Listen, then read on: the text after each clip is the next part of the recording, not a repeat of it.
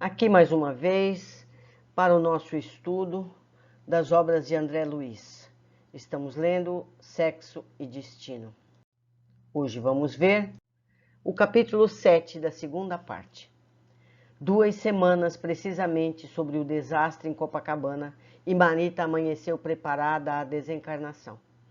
Moreira inspirava piedade. Aqueles dias abençoados de ensinamento e dor lhe haviam alterado a vida íntima. Percebendo que a menina entrara nos derradeiros lances da decadência orgânica, chorava consternado. Marita desligava-se, pouco a pouco, de toda a relação com o mundo corpóreo. Nem mesmo o calor daquele amigo generoso que a sustentava, qual se lhe ofertasse um pulmão suplementar, a interessava mais. Conquanto imóvel, sentia-se agora lúcida, profundamente lúcida. Os olhos quedavam quase apagados, no entanto, o apoio magnético incessante lhe descerrava a luz da visão espiritual. Nos últimos 2 dias, atingira avançada renovação. Assinalava com absoluta clareza as palestras frequentes que Cláudio mantinha com os médicos e enfermeiros. Gravava as preces e os comentários de Agostinho e Salomão na hora do passe. De começo, ao experimentar que as mãos paternas lhe asseavam o corpo, desesperava, clamando de si para consigo que não se conformava com tanta humilhação. Lançava pensamentos de revolta contra o destino que ajungia àquele modo a um homem que odiava. Entretanto, à força de perceber-lhe a ternura reverente, expungindo-lhe as excreções que se lhe agarravam à epiderme ferida, acabou plantando no coração um sentimento novo. Enterneceu-se, transfigurou-se, ouvia-o falar em Deus e às vezes identificava-lhe os dedos a lhe roçarem a fronte, ao mesmo tempo que entremeava afagos e orações. Num dos minutos comovedores em que ela cismava, sem atinar com os motivos daquela transformação, Félix aproximou-se, acariciou-lhe paternalmente os cabelos em desalinho e disse, na convicção de quem centralizava todas as energias a fim de sugerir-lhe com êxito a atitude aconselhável. Filha, perdoa, perdoa. Ela registrou emocionada a voz desconhecida e recordou a mãezinha que a deixara no berço. Sim, concluía, somente o amor materno voltaria do túmulo para inclinar-lhe o coração incendiado à fronte da indulgência. Perdoar, monologou. Que outra coisa lhe competia fazer diante da morte? Sim, devia partir olvidando mágoas e afrontas. Reconhecia-se na armadura dos ossos a feição de pinto no ovo. Tênue pancada ou breve movimento conseguiria despejá-la e deveria sair, conquanto não soubesse para onde. Por que não seguir apagando as labaredas que lhe queimavam os sentimentos? Meditou naquelas mãos que a despiam, enxugando-lhe a pele molhada para vesti-la outra vez, com carinho, apenas vistos nas mães, quando tocam de manso os filhinhos doentes, e concluiu que lhe cabia desculpar, esquecer. Compadeceu-se, então, diante do pai, irrefletido. Perdoar-lhe, sim. Pensou nisso com o júbilo de quem achara uma bênção. Ele agora a respeitava, limpava-a, orava. Viveria na terra, talvez, carregando amargas penas, enquanto que ela viajaria para regiões que ignorava, apegando-se, porém, à confiança naquela voz que lhe impelia o espírito atribulado à calmaria do perdão. Rememorou-lhe o pranto da noite em que lhe declarara a paixão despropositada, tocou-se de entendimento. Pobre pai aquele que nunca desfrutava refúgio no próprio lar. Teria um cérebro normal um homem assim, varado em casa diariamente, qual se fosse um cão infeliz? Quem poderia saber se ele se aproximara dela na condição de um enfermo, buscando um lenitivo que não sabia qualificar na turvação dos próprios sentidos? Provavelmente havia recebido, na pensão de Cristina, o assalto de um louco e não a injúria de um homem. Por que não justificar o pai que se dementara? Reconstituir-lhe na memória os gestos de brandura e de amor nos brincos da infância, Cláudia, que fora o único amigo, se chorava, em pequenina, recolhia-se-lhe no colo, buscando o regaço da mãe que não tivera. Demorou-se a revê-lo nas telas da imaginação, transportando-a nos braços para que se distraísse, admirando os bichos no jardim zoológico. Degustava de novo mentalmente os sorvetes que ele adquiria, prazeroso, nas tardes de verão. Recordava.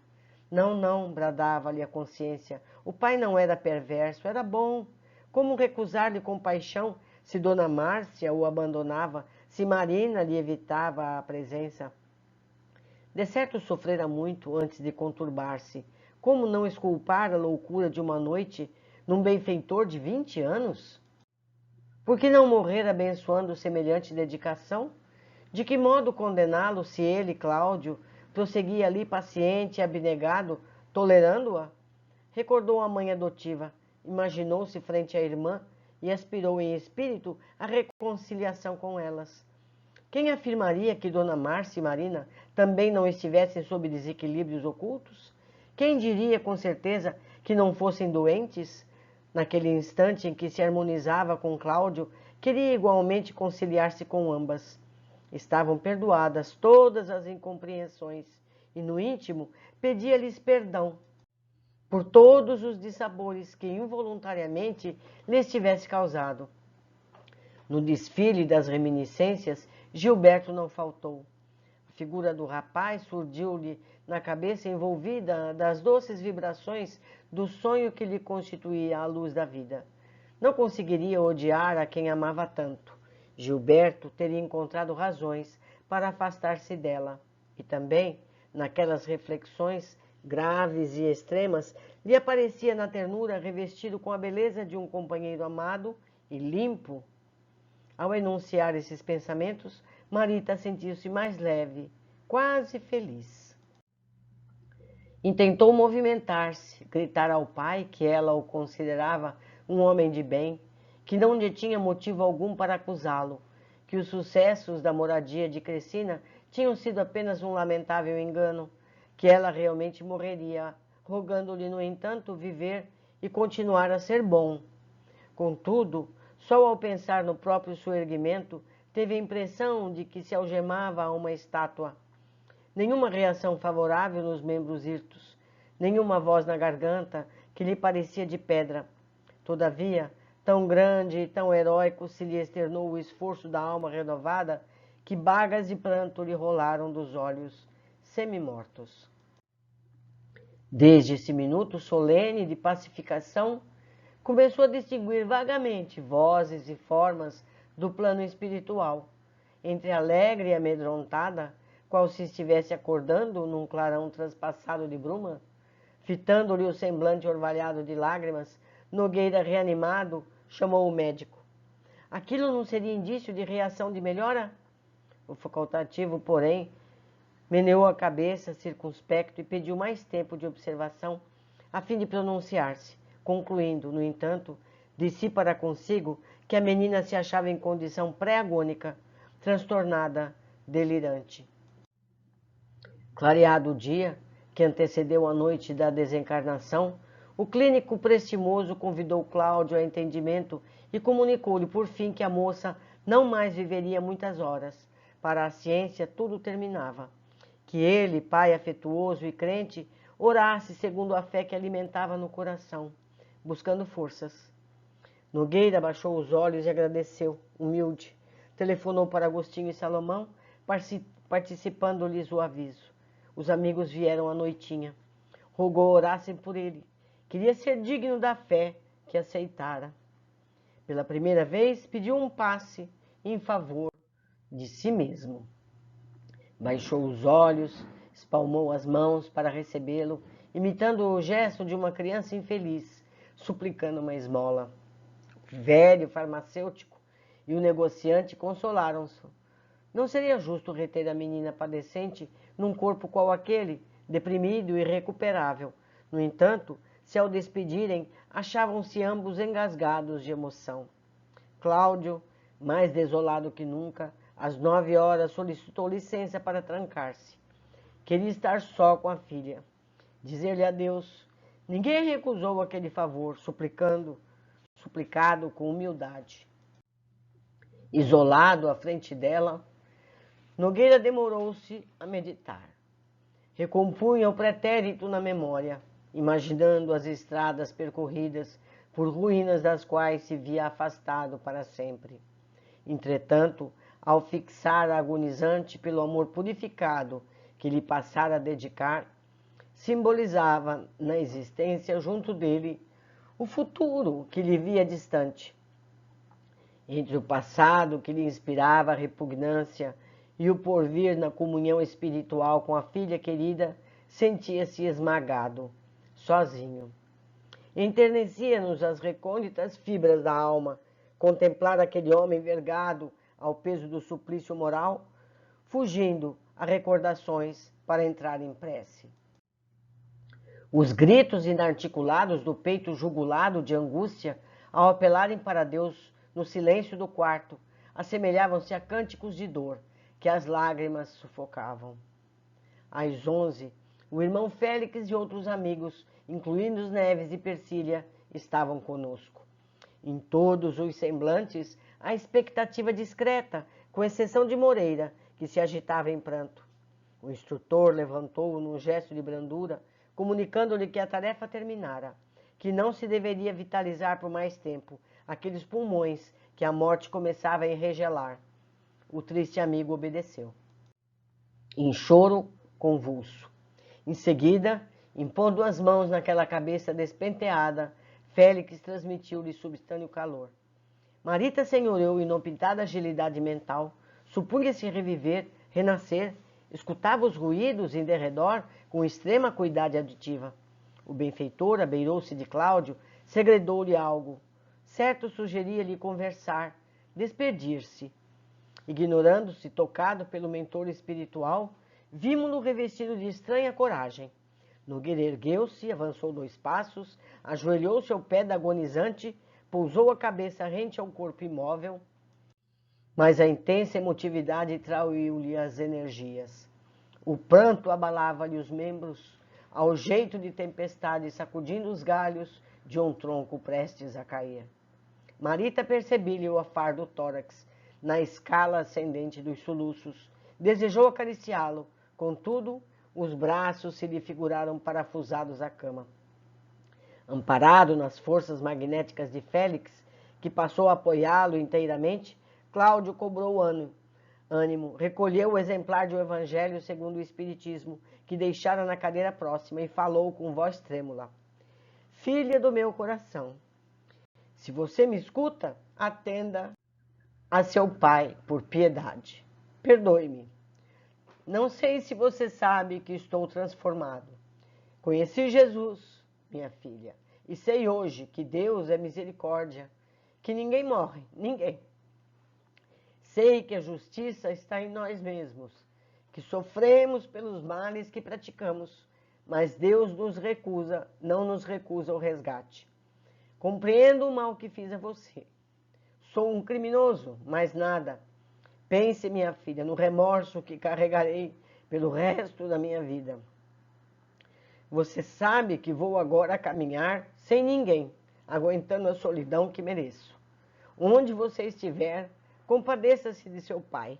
Confie em Jesus e nos bons espíritos. Eles sabem que você não se suicidou. Sabem que sou um assassino. Ah, minha filha, pense nessa palavra assim tão triste. Assassino, auxilia-me a lavar essa mancha da consciência. Rogue por mim aos enviados do Cristo, para que eu tenha força de fazer o que devo fazer. Cláudio fez ligeira pausa, ao ver que o rosto da filha se cobria de lágrimas, e ansiando reconhecê-la, devolvida à própria consciência para que lhe assinalasse a renovação, guardou a íntima certeza de que ela o escutava, em plena lucidez, bendizendo-lhe os votos de melhoria. Aflito e expectante, na convicção de que se estava sendo ouvido e entendido, continuou. Apesar de tudo, filha querida, não fique triste com a minha súplica. Sou um réu, mas tenho esperança. Veja a revelação de Jesus que eu achei. Em seguida, com as mãos trementes, num gesto de piedosa confiança, colocou-lhe o livro na destra inerme. A filha desperta registrou a presença do volume sobre os seus dedos inteiriçados e respondeu com pranto mais vivo, mais copioso. Nogueira, encorajado por aquela manifestação de inteligência, levantou a voz e rogou-lhe escutasse o que tinha a dizer. Declarando saber-se diante de amigos espirituais que lhe testemunhariam a sinceridade e certo de que empenhava a própria alma nas afirmações que se dispunha a formular, abriu-se a filha. Confessou ali diante dela todas as faltas de que se acusava. Relatou-lhe o drama de Aracélia, asseverou que sinceramente ignorava fosse ela filha dele, e que apenas viera a saber por informação de Márcia, porquanto leviano e inconsequente qual fora na mocidade, admitia erroneamente que Aracélia desempenhava o papel de companheira para vários homens. Participou-lhe que a esposa o chamara à realidade na noite horrível em casa de Crescina. Descreveu como se abatera, atormentado pelo arrependimento, desde que a vira prostrada, implorando-lhe perdão por havê-la induzido ao suicídio. Comunicou-lhe haver lido e aprendido muito sobre a reencarnação, desde o primeiro dia no hospital, e asseverou-se persuadido de que ambos se achavam ligados, através de múltiplas experiências. Disse que a paixão alimentada por ele teria sido fruto da invigilância e da crueldade que ainda trazia no coração. Acrescentava, porém, ali, ante os padecimentos dela, que lhe constituíam sentença de dor inapelável, que prometia regenerar-se, por mais áspero o reajuste fosse. Fim da longa exposição que Marita assinalou, compungidamente, frase por frase, Nogueira retirou o livro da mão pequenina e descarnada, rematando em choro convulsivo. Tenho orado e tenho recebido a misericórdia de Deus para mim, malfeitor. Mas, se a bondade infinita me pode favorecer ainda, com nova esmola, abençoe-me, filha querida. Dê-me um sinal de benevolência antes de partir. Se você está ouvindo, o réu que sou, acompanha-me nesse desejo. Ore também. Rogue a Deus forças, mova um dedo só, para que eu saiba que você perdoou seu pai. Não me deixe na incerteza. Agora que vou recomeçar o destino, entregue as consequências de minhas próprias faltas. Registrando os soluços paternos que lhe revolviam a alma, a jovem associou-se-lhe aos votos. Desejou ansiosamente e veementemente satisfazer-lhe o pedido. Perdão, perdão. A palavra ressoava-lhe no espírito à maneira de cântico que descesse do céu, ecoando nas paredes em torno.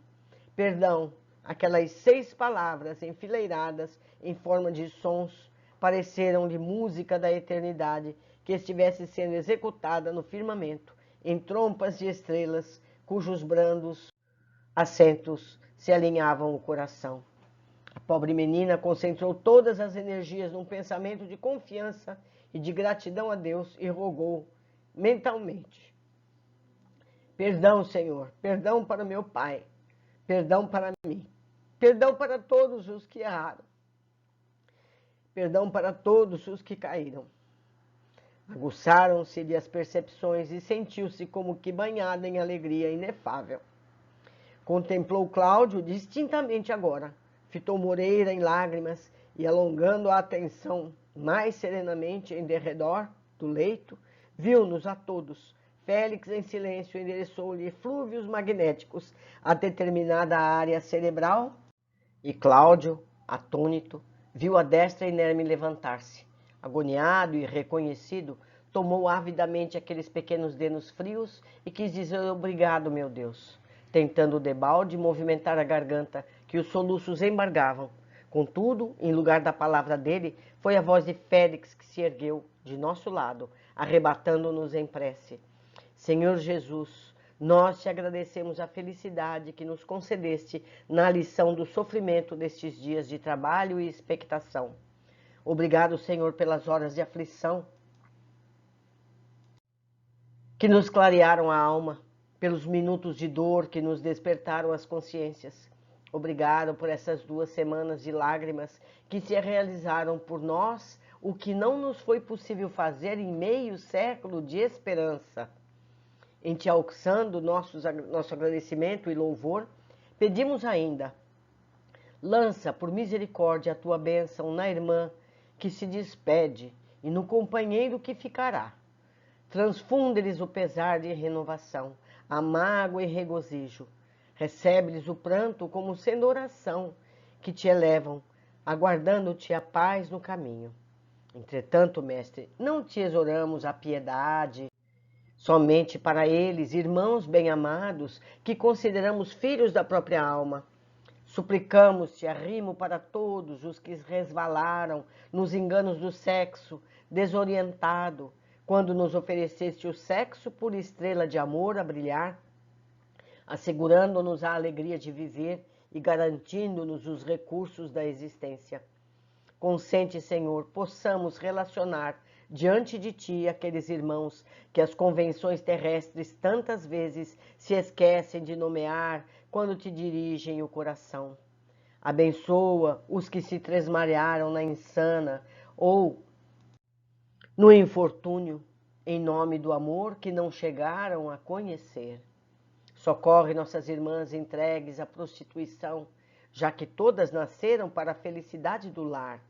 Corrige com tua munificência os que as impediram de ir para a viciação das forças genésicas. Acolhe as vítimas do aborto arrancadas violentamente ao claustro materno dentro dos prostíbulos ou em recintos que a impunidade acoberta e retifica sob teu auxílio as mães que não vacilaram asfixiar-lhes ou degolar-lhes os corpos em formação. Restaura as criaturas sacrificadas pelas deserções afetivas que não souberam encontrar outro recurso senão o suicídio ou o manicômio para ocultarem o martírio moral que lhes transcendeu a capacidade de resistência. Compadece-te de todos aqueles que lhes escarneceram da ternura, transformando-se quase sempre em carrascos sorridentes e empedernidos. Protege os que renasceram desajustados no clima da inversão, suportando constrangedoras tarefas ou padecendo inibições regenerativas, e recupera os que se reencarnaram nessa prova, sem forças para sustentar as obrigações assumidas, afogando a existência em devassidão. Recolhe as crianças que foram ser viciadas e renova, com a tua generosidade, os estupradores que se animalizaram, inconscientes. Agasalha os que rolaram na desencarnação prematura por efeito de golpes homicidas, nas tragédias da insatisfação e do desespero. Ampara os que lhes tornaram os verdugos padecentes, vergastados pelo remorso, seja na liberdade atazenada de angústia ou no espaço estreito dos calabouços. Mestre, digna-te reconduzir ao caminho justo os homens e as mulheres, nossos irmãos, que, dominados pela obsessão ou traídos pela própria fraqueza, não conseguiram manter os compromissos de fidelidade ao tálamo doméstico. Reequilibra os que fazem da noite pasto à demência. Conforta os que exibem mutilações e moléstias resultantes dos excessos ou dos erros passionais que praticaram nesta ou em outras existências. Reabilita a cabeça desvairada dos que exploraram o filão de trevas do lenocínio. Regenera o pensamento insensato dos que abusaram da mocidade, propiciando-lhe entorpecentes.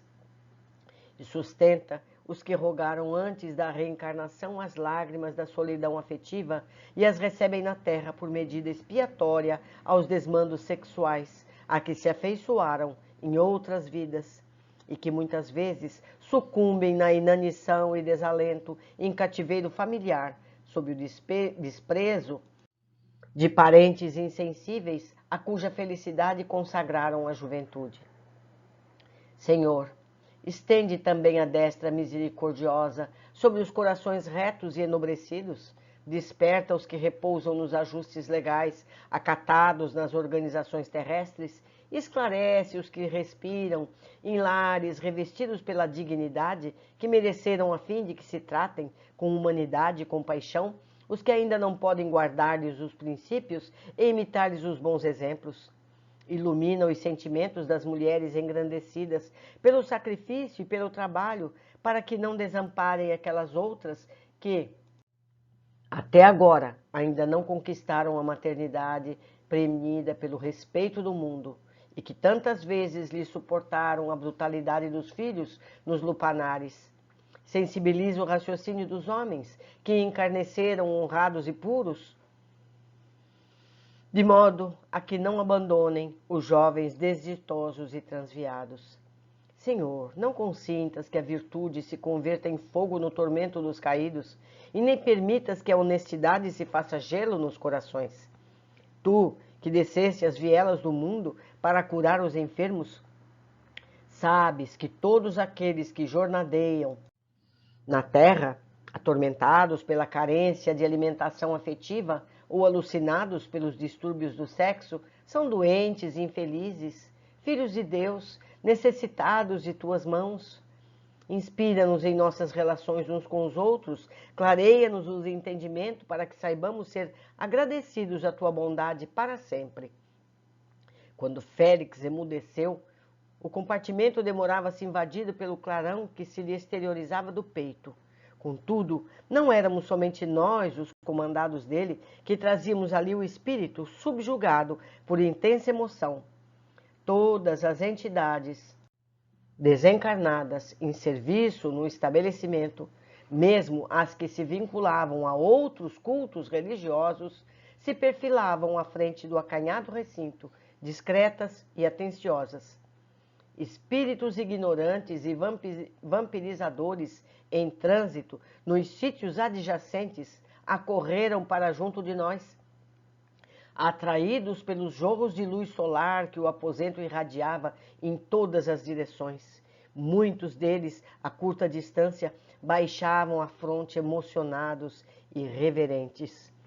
Aquele quarto da venerável instituição socorrista, em plena noite, na Rua do Resende, assemelhava-se a fulgurante coração de alvenaria, constelado de amor. Cláudio nada ouvia, mas empolgado pelas vibrações balsâmicas do ambiente, chorava de manso, percebendo a mão gélida que se colara dele, afrouxando a pressão do adeus. Agoniado, fitou o semblante da filha e notou que o pavor da morte nele esboçava o derradeiro sorriso. Levantou-se e cerrou cuidadosamente aquelas pálpebras fatigadas, orvalhando-as de lágrimas. No entanto, renteando com ele, Moreira não continha os soluços. Telmo aplicava passes anestesiantes à jovem, e um médico espiritual que nos incorporava no trabalho de equipe cortou os últimos ligamentos que ainda retinham a alma cativa ao corpo inerme. Quando viu Marita liberta e agasalhada nos braços de Félix, figurando-se criança cansada e adormecida, Moreira, na aflição e na humildade dos que se olvidam integralmente para destacarem os que mais amam, indagou o desolado. Irmão Félix, que farei doravante? Inútil como sou? Moreira, respondeu o instrutor, abençoando-o com o olhar. Somos uma família só. Muito em breve terás o necessário, de modo a retomar ao convívio de Marita, que pede agora paz e refazimento. Mas antes, somos nós, os companheiros, que te pedem auxílio. Marita sofre, precisamos libertá-la. Contamos contigo como quem tudo espera de um amigo, de um irmão. O ex-assessor de Cláudio, ansiando patentear correta submissão, pôs-se genuflexo e deixou pender a fronte, confundindo ao reconhecer que o orientador lhe rogava sanar uma brecha para ele. Moreira havia agravado e prometeu, em pranto, atender a obrigação que se lhe indicava. Tudo o que anelava agora, acentuou, era aprender, auxiliar, dedicar-se para o bem, trabalhar. Felizes da terra, quando passardes ao pé dos leitos de quantos atravessam prolongada agonia, afastai do pensamento a ideia de lhes acelerares a morte. ladeando esses corpos amarrotados e por trás dessas bocas mudas, benfeitores do plano espiritual articulam providências, executam encargos nobilitantes, pronunciam orações ou estendem braços amigos. Ignorais, por ora, o valor de alguns minutos de reconsideração para o viajor que aspira a examinar os caminhos percorridos antes do regresso ao aconchego do lar. Se não vos sentis capacitados a oferecer-lhes uma frase de consolação ou de socorro, de uma prece, afastai-vos e deixai-vos em paz. As lágrimas que derramam são pérolas de esperança, com que as luzes de outras auroras lhes rociam a face. Esses gemidos que se arrastam do peito aos lábios, semelhando soluços encarcerados no coração, quase sempre traduzem cânticos de alegria à frente da imortalidade que lhes fulgura do além. Companheiros do mundo, que ainda trazeis a visão limitada dos arcabouços da carne, por amor de vossos sentimentos mais caros, dai consolo e silêncio, simpatia e veneração aos que se abeiram do túmulo. Eles não são as múmias torturadas que os vossos olhos contemplam, destinadas à lousa que a poeira carcome. São filhos do céu, preparando o retorno à pátria, prestes a transpor o rio da verdade, a cujas margens um dia também vós chegareis. Ao entardecer, Agostinho e Salomão acompanharam Cláudio e os despojos da filha até o Caju. O Caju é um cemitério no Rio de Janeiro. Cerimônia simples que a prece consagrou. De volta, Nogueira acabrunhado despediu-se dos amigos na Cinelândia, tomou um táxi para o Flamengo. Alcançou o prédio, subiu e, sequioso de companhia, abriu a porta, vasculhou a peça por peça e sentiu frio no corpo e na alma. O apartamento deserto, não havia ninguém. Meus amigos, este livro tem páginas dramáticas, páginas escabrosas, páginas sórdidas, mas também tem páginas maravilhosas, importantíssimas, todas elas. Vamos às observações. Vemos como aceitar o momento adequado para o desencarne é tão importante. Se Marita tivesse desencarnado imediatamente, teria partido com o ódio de Cláudio, acarreando situações difíceis para outras oportunidades de resgate.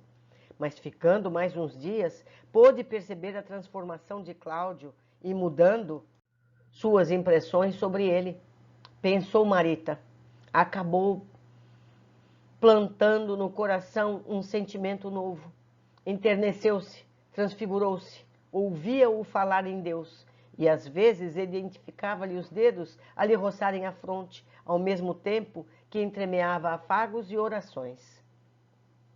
A prece de Félix listou inúmeros dramas relacionados ao sexo desequilibrado, e o brilho de suas vibrações atraiu tantos e levou a emocionantes momentos. Espíritos ignorantes e vampirizadores em trânsito nos sítios adjacentes acorreram para junto de nós, atraídos pelos jorros de luz solar que o aposento irradiava em todas as direções, e muitos deles, a curta distância, baixavam a fronte emocionados e reverentes. Vimos como Moreira abrandar o coração com os padecimentos de Marina e sua dedicação durante as 2 semanas em que se demorou em desligamento. Irmão Félix, que farei doravante, inútil como sou? Félix o consola e estimula ao trabalho no bem, pede para ajudar na recuperação de Marina e prometendo logo poder juntar-se a Marita. Felizes da terra, quando passardes ao pé dos leitos de quantos atravessam prolongada agonia, afastai do pensamento a ideia de lhes acelerardes a morte. Vimos a importância das oportunidades de reajustamento nos momentos finais. Décadas de sofrimento podem ser evitados por um perdão sincero e reconsideração de culpas sentidas. Para eles resolverem essa situação, talvez fosse preciso mais de uma encarnação, quando tudo foi resolvido em 2 semanas. Portanto, meus amigos, vamos aceitar as situações como elas se apresentam.